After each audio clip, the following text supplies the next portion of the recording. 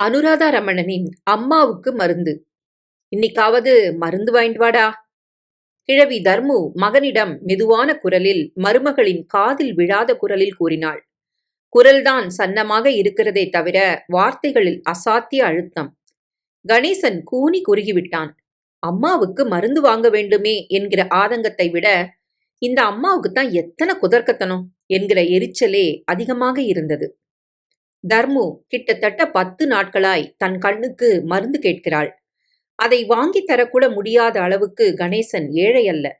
நடுத்தர வர்க்கத்துக்கும் மேலேயே அவன் வருமானம். கை நிறைய சம்பளம். அளவாய் 2 குழந்தைகள். இதோ நேற்று கூட மனைவி ஸ்மியாமளாவுடன் வெளியே போன போது எதிர்பாராத விதமாய் 200 ரூபாய் செலவு. அந்த ஷோரூம்ல இருக்கிற புடவை நன்னா இருக்குல்ல. இதே மாதிரிதான் எங்க மன்னி பூனாலேருந்து வாங்கிட்டு வந்து தன் தங்கைகளுக்கெல்லாம் கொடுத்து தானும் எடுத்துட்டா. நாத்தனாருக்கு ஒரு புடவை கொடுக்க மனசு வரல. சியாமளா சொன்னபோது கணேசன் சற்று நேரம் மௌனமாக இருந்தான். அவனுக்கு தெரியும் என்ன நடந்தது என்று. சியாமளாவின் மன்னி இவளுக்காக ஒரு புடவையை கொடுத்ததும் இவள் எல்லோருக்கும் கொடுத்துட்டு கடைசியில மிஞ்சிற சரக்கு எனக்காக்கும். வாங்கிட்டு வந்த உடனே எனக்கு சொல்லி அனுப்பியிருந்தா எனக்கு பிடிச்ச கலரை எடுத்துட்டு இருப்பேன். எல்லாரும் எனக்கு வேண்டாம் உனக்கு வேண்டாம் தள்ளினதைத்தான் எனக்கு வந்து சேரும். அப்படி ஒன்றும் யாரும் இங்க புடவை இல்லாம நிக்கல. இதையும் நீயே எடுத்துக்கோ என்று சொன்னவள் தான் சியாமளா. சியாமளாவின் சுபாவம் இது. இருந்தாலும் இதை வாய்விட்டு சொல்லி திருத்த கணேசனால் முடியாது. ஆனால் இதே சியாமளா ஷோரூம் புடவையை பார்த்து தயங்கி தயங்கி நின்றபோது அந்த புடவையின் தரத்தையும் 2-3 வருடங்களுக்கு பிறகும் புடவை கல்லு போல இருக்கும் என்பதையும் திரும்ப திரும்ப கூறிய போது, எதுக்கும் கடைக்குள்ள போய் விலை விசாரிக்கலாமா? மன்னி சொன்ன விலைக்கும் இதுக்கும் எவ்வளவுதான் வித்தியாசப்படுறதுன்னு பார்த்துள்ளாமே என்றாள். இப்படி கூறியபடி கடைக்குள் நுழைந்த போது, ஐயோ கொள்ள மலிவுண்ணா என்று ஆதங்கப்பட்டாள் சியாமளா. கடைசியில் தனது ஒரே அஸ்திரமான ஆட வாய்க்கிறதும் ஆம்படையான் வாய்க்கிறதும் அவாவா அதிர்ஷ்டத்தை பொறுத்த விஷயம்னு பெரியவா தெரியாமலா சொன்னா என்ற வார்த்தை பானத்தை அவன் மீது வீசினாள். வேணும்னா வாங்கிக்கோயேன் சியாமளா, என்கிட்ட பணம் இருக்கு என்று சொல்ல வேண்டியதாகிவிட்டது. திடீர் செலவாய் 200 ரூபாய். வீடு திரும்புவதற்கு கூட கையில் சில்லறை போதும் போதாத நிலை. இதில் அம்மாவுக்கு மருந்து வாங்க ஏது பணம்? அடடே, 10 நாளா அம்மா கண்ணுக்கு மருந்து கேட்கிறா. இன்னைக்கும் வாங்க மறந்து போயிட்டேன். நான் சொல்றேனேன்னு கோச்சுக்காதீங்கோ. உங்க அம்மாவுக்கு நீங்க மருந்து வாங்கி தரத நான் வேண்டான்னு சொல்லல. ஆனா எதுக்கும் ஒரு அளவு வேணும். நேத்து கூட அந்த கண் டாக்டரை பார்த்தேன். என்ன டாக்டர், ஆபரேஷன் ஆகி 6 மாசம் ஆறுது, இன்னமும் எங்க மாமியாருக்கு கண் சரியாகலையேன்னு கேட்டேன். அதுக்கு அவர் என்ன சொன்னார் தெரியுமோ? என்ன சொன்னார்? உங்க மாமியாருக்கு வயசாறதில்ல, இத்தனை வயசுக்கு மேல கண்ணு பளிச்சுன்னு தெரியணும்னா ஆற காரியமா? ஏதோ வயசானவா அப்படித்தான் தொண தொணன்னு ஏதாவது சொல்லிண்டே இருப்பாங்கிறார். அப்ப அம்மாவுக்கு ஐ டிராப்ஸ் வாங்க வேண்டாங்கிறியா? ஐயோ, நான் அப்படியா சொன்னேன்? மாமியாருக்கு மருந்து கூட வாங்கி தராத பாவின்னு பட்டப்பேர் எனக்கு வேணுமா? ஏற்கனவே உங்க அம்மா கொடுத்திருக்க பட்டப்பேர்லாம் போதாதா? வாயாடி, ராங்கிக்காரி, ராட்சசி, மேனாமினுக்கி, 1ஆ 2ஆ? போதும் சாமி, நீங்களாச்சு உங்க அம்மாவாச்சு. இனிமே மருந்துக்காக செலவழிக்கிறதெல்லாம் வீணுன்னு டாக்டர் சொன்னதை சொன்னேன், அவ்வளவுதான். கண்ணை கரிச்சு கரிச்சு ஜலமா கொட்டுறதுங்கிறாளே. என்னைக்குதான் உங்க அம்மாவுக்கு கண்ணை கரிச்சு ஜலம் கொட்டாம இருந்திருக்கு? நான் நன்னா ட்ரெஸ் பண்ணிண்டா கண்ணை கரிக்கும். நீங்க என்ன ஸ்கூட்டர்ல ஏத்துன்னு போனா கூட கண்ணை கரிக்கும். எங்க அம்மா அப்பா யாராவது அதிசயமா நம்மாத்துக்கு 2 நாள் வந்து தங்குனா உடனே கண்ணை கரிக்கும். இதற்கு மேல் என்ன சொல்வான் கணேசன்? கையில் என்ன பாக்கெட்? அவர்கள் உள்ளே நுழையும் போதே தர்மு கேட்டாள். இது கண்ணுக்கு தெரியறதோனோ? சியாமளா ரகசியமாய் கணவனின் தோள்பட்டையில் இடித்தாள். நிஜம்தான், கண்ணை கரிக்கிறது, ஒரே எரிச்சல். இப்படி சொல்லிக் கொண்டிருக்கும் தர்மு இந்த அரைகுறை பார்வையை வைத்துக்கொண்டே துருவி துருவி ஒன்று விடாமல் கவனித்து விடுவாள். தர்மு அந்த காலத்து மனுஷி. அவள் எதை செய்தாலும் நர்விசாக இருக்கும். துளசி மாடத்தின் முன்பு அரிசி மாவினால் கோலம் போட்டால் இன்றைக்கெல்லாம் பார்த்து கொண்டே இருக்கலாம். அதற்கென்று கோலமாவை நிறைய செலவழிக்கவும் மாட்டாள். சின்னதாய் 2 கம்பி இழைகள், ஒரு ஸ்ரீராம ஜெயம், ஒற்றை சங்கு, இல்லாவிட்டால் சக்கரம். கண்ணில் ஒற்றிக் கொள்ளலாம் போல இருக்கும். அதே போலத்தான் சமையலிலும் மற்ற காரியங்களிலும். இதெல்லாம் பார்வை ஒழுங்காக இருந்தபோது. அந்த நாளில் சியாமளா இவளிடம் காரியம் தெரியாததற்காக வாங்கி கட்டிக்கொண்ட வார்த்தைகள் கொஞ்ச நஞ்சம் இல்லை. கோலம் போட தெரியல, பூ தொடுக்க தெரியல, இதெல்லாம் கூட கத்துக்காம என்ன காலேஜ் படிப்பு வேண்டி கிடக்கு? 4 பேருக்கு நின்னபடியே குனிஞ்சு சாதம் பரிமாற தெரியல. பொத்து பொத்துன்னு சாணி மாதிரி உட்கார்ந்து பரிமாறுறா. இப்பவே இப்படி இருந்தா நாளைக்கு வயித்துல வந்தா என்னதான் பண்ணுவாளோ? குத்து விளக்கித்தினா இப்படியா என்ன வழிய வழிய விடுவா ஒருத்தி? பதவிசு வேண்டாமோ? அப்படி என்ன தூப்பற தண்டித்தனம்? இதற்கெல்லாம் வட்டியும் முதலுமாய் திருப்பித் தருகிற சந்தர்ப்பம் இப்பொழுது சியாமளாவுக்கு. ஏதோ மாமியார் தனக்கு காரியம் வரத்தானே இப்படிச் சொல்கிறாள் என்று அவள் இந்த வார்த்தைகளை பொருட்படுத்தாமல் இருந்திருக்கலாம். தர்முவும் இப்பொழுது தெரியாவிட்டால் என்ன, எல்லாம் தானே பின்னால் தெரிந்து கொள்வாள் என்று வார்த்தைகளை சிதறவிடாமல் இருந்திருக்கலாம். 2 பேருமே துவஜம் கட்டிக்கொண்டு களத்தில் இறங்கியதன் பலன் இன்று கணவன் ஆயிரக்கணக்கில் சம்பாதித்தாலும் அவன் பணத்தில் யார் யாரோ சாப்பிட்டாலும் மாமியாருக்கு என்று வரும்பொழுது சியாமளாவின் கை கொஞ்சம் பின்னுக்குத்தான் இழுக்கிறது. இவள் எப்படியோ போகட்டும், இந்த கணேசனுக்கு தைரியம் வேண்டாமோ? என் அம்மாவுக்கு என்னை விட்டா யாரடி இருக்கா? இப்படி ஒரு அதட்டல் போட துணிச்சல் இல்லாத ஆண் பிள்ளை எதுல சேர்த்தி? அவனை பொறுத்தவரையில் அம்மா நல்லவள், நிரம்ப நல்லவள். சின்ன வயதிலேயே தகப்பனை இழந்த மகனை இவள்தான் பாடுபட்டு படிக்க வைத்து முன்னுக்கு கொண்டு வந்தாள். இன்று அவன் ஆயிரக்கணக்கில் சம்பாதிக்கிறான் என்றால் இது அவளது உழைப்பின் மகிமையால் தானே தவிர வேறு மனித சமுதாயத்தினால் அல்ல. இன்றளவும் அவனுக்கு தலையை காலை வலித்தால் பதறிப் போகிறவள் அம்மாதான். சியாமளாவுக்கு அவனது நலனில் அக்கறை இல்லாமல் இல்லை, இருக்கிறது. இருந்தாலும் அவனுக்கு தலையை வலிக்கிற சமயத்தில் அவளுக்கு வேறு எந்த கோபதாபமும் இல்லாமல் இருக்க வேண்டும். மனதும் குளிர்ந்தால் அவனுக்கு உடம்பு நேராக இருக்கும் பொழுது கூட, ஏன் ஒரு மாதிரியா இருக்கேள், உடம்பு சரியில்லையா என்று கேட்பாள். கொஞ்சம் உஷ்ணத்தில் இருந்தால் அவனது தலைவலிக்கு ஒரு வாய் காஃபி கூட கிடைக்காது. அதெல்லாம் அம்மாதான். அவளால் மட்டுமே இந்த மாதிரி சமயங்களில் என்னடா என்னடா என பதற முடியும். அவளால் மட்டுமே மகன் எத்தனைதான் திட்டினாலும், அவனிடம் எத்தனைதான் இவள் கத்தியிருந்தாலும் அடுத்த கணமே ரோஷத்தை தூர எறிந்துவிட்டு ஓடி வர முடியும். கணேசனுக்கு இதெல்லாம் தெரியாதா? தெரிந்திருந்தாலும் பொண்டாட்டிக்கு சரியாக அம்மாவும் கத்தும்போது குத்தலும் குதர்க்கமுமாய் பேசும் பொழுது எரிச்சல் மண்டி கொண்டு வருகிறது. ச்சே, என்ன மனுஷி இவ! கொஞ்சம் கூட அனுசரணையே இல்லாம வயசான அளவுக்கு விவேகம் இல்லையே. இந்த எரிச்சல் அதிகமாவதெல்லாம் தர்முவின் இடக்கான பேச்சினால்தான். மருந்து வாங்கிட்டு வந்தியோ? பாத்தியா, மறந்தே போயிட்டம்மா. பொண்டாட்டிக்கு பூ வாங்கின்னு வர மறக்கிறதா? மறந்தா அவதான் சும்மா இருப்பாளா? நான் கிழவிதானே, எனக்கு இனிமே மருந்தும் மயமும் எதுக்குன்னு வச்சுட்டியாக்கும். இந்த வார்த்தைகள் தாம் அவனை பொங்கியெழச் செய்துவிடும்.